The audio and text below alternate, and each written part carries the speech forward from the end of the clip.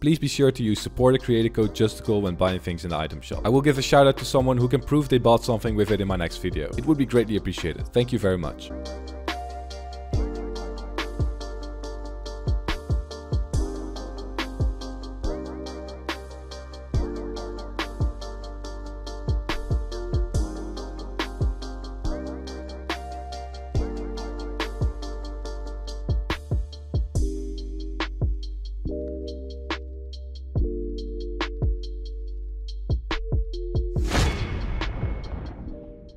What is happening, boys and girls? It's your man Justicul again, and welcome back to a brand new video. Now today I have a highly requested video for you all, as I will show you my entire Fortnite settings from my sensitivity to my keybinds. I recently updated them this week, and I will show you my progress in the 5-month progression video coming up soon. Oh, and be sure to follow me on Twitch if you haven't already. Link will be in the description. Enjoy the video. So since I showed you all my keybinds and settings 3 months ago, a lot has changed. I have got a lot better, and I did small tweaks here and there, but no major changes were made to my settings in the entirety of those 3 months. That all changed at the start of this week. The settings that you saw in my video 3 months ago might have got me to almost 50k subs with massive improvements on keyboard and mouse, but there were still flaws that I was too lazy to fix. Not anymore though. It was time for change. So here you all go, my full updated settings, sensitivity and keybinds. I have read all of your comments asking for it, as some haven't seen my settings before, so I thought it would be a good time to get it out of the way and make an official video on it. I'm not only going to show you every single important setting, I will also explain why I chose it and how it benefits me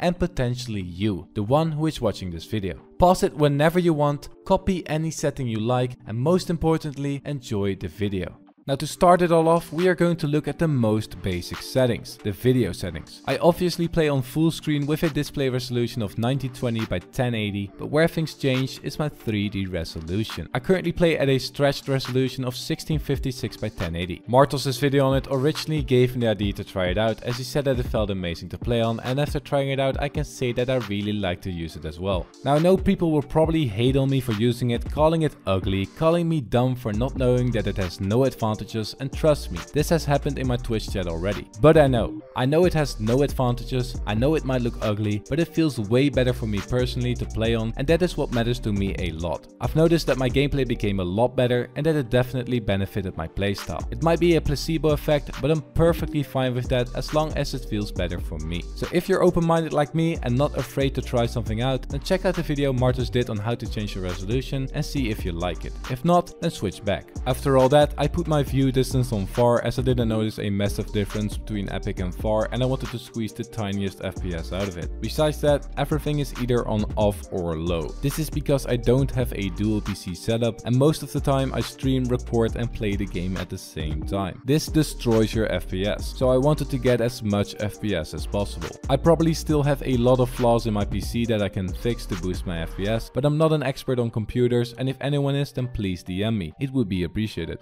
My specs will also be in the description for anyone wondering. My VSync is also turned off. Don't ask me why, I just heard bad things about it and I don't know anyone who turns it on, so I have it off. By the way, this is not an informative video on all of those things if anyone is wondering. I'm just showing you my settings and the reasoning behind them. I am in no way an expert. Continuing onwards, my motion blur is turned off to get more FPS, and it literally makes me sick when turned on. And multi-threaded rendering is on, as I have a Ryzen 2700X CPU with 16 threads, and it is advised to turn this on as it makes the game perform better with a lot of threads, so I turned it on.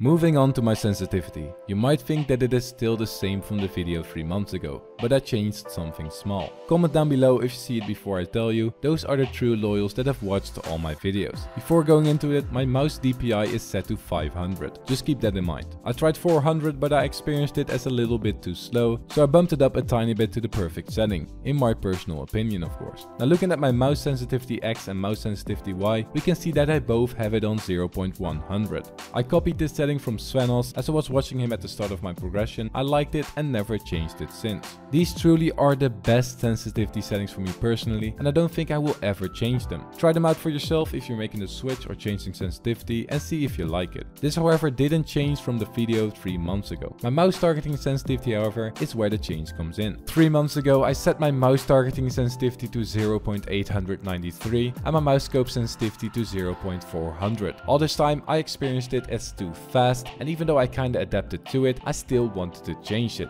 Why did it take 3 months? Laziness and the fear of losing progress. I know, I was actually dumb as heck. When I changed my mouse targeting sensitivity to 0.700 and my mouse scope sensitivity to 0.550, I felt like I entered a whole new world of aiming progress. My AR aim is actually already getting way better in just a few days, and the 3 months of complaining about bloom was just my high sensitivity. Yikes. And yes haters, get ready for this. Are you in the comments ready to type? Okay, good. Here we go. I copied the targeting sensitivity from TView.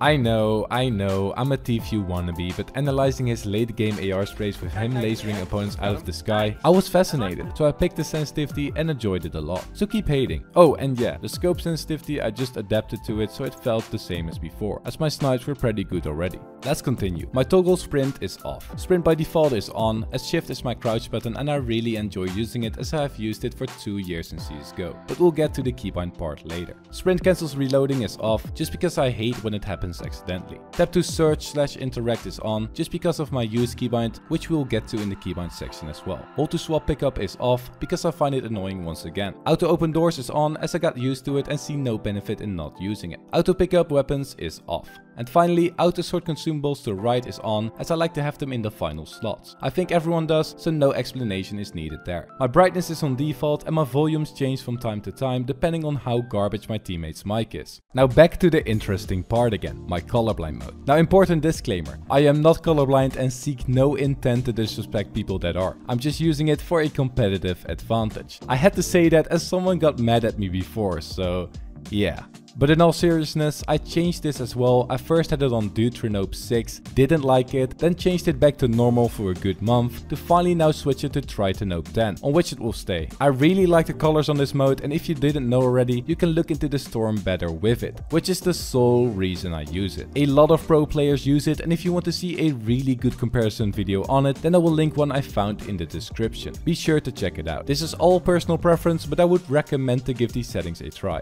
And here we have the part you have all been waiting for, my keybinds. Now 3 months ago I copied the keybinds of TView, made my edit left control, which literally everyone called me crazy for, made my last item slot scroll wheel down and put my inventory on I. I have rocked these keybinds for the last 4.5 months until I changed them this week. To start off, my movement keys are all the same, but when we look at the combat section, the first thing we see is that I changed my use key. I changed it to mouse scroll wheel down. Why? Because I heard a lot of people talking positive about it and I wanted to free up F, as it was a key close to my WASD. F was just too good to have it for use only. Now because of this change, I had to pick a different keybind for my 5th weapon slot, which I chose to be left control. I think you already know where this is going now. The reason that I picked mouse scroll wheel down in the first place and now left control is because I like to have the last item slot as my panic/quick swap slot. This means that I bind this slot to a key I can press easily. I usually put my sniper, movement or secondary healing in this item slot so I can switch quickly to it in hectic situations. Number 6 was just too far for me to reach in these hectic moments and caused a lot of missed presses. Hence I now binded it to left control as I'm used to pressing it a lot.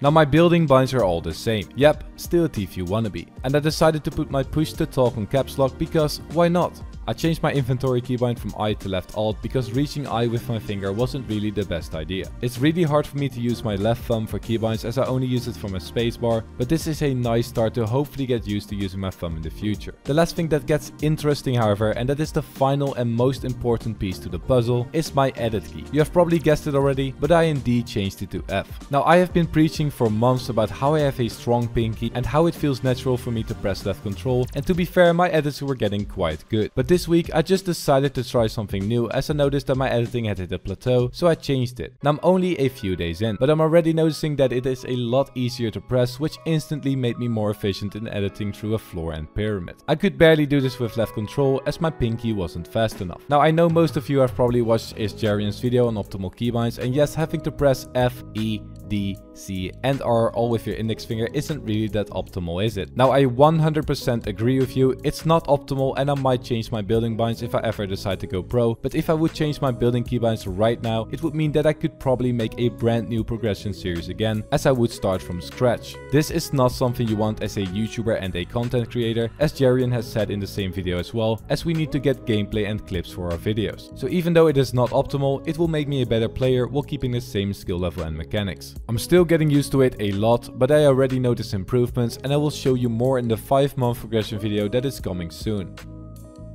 This was the most detailed setting video I could think of, so I hope you enjoyed it and found it informative. If you did, then please leave a like on it and consider subscribing, it would be greatly appreciated. And apart from that, have an amazing day and I will see you all in the next video.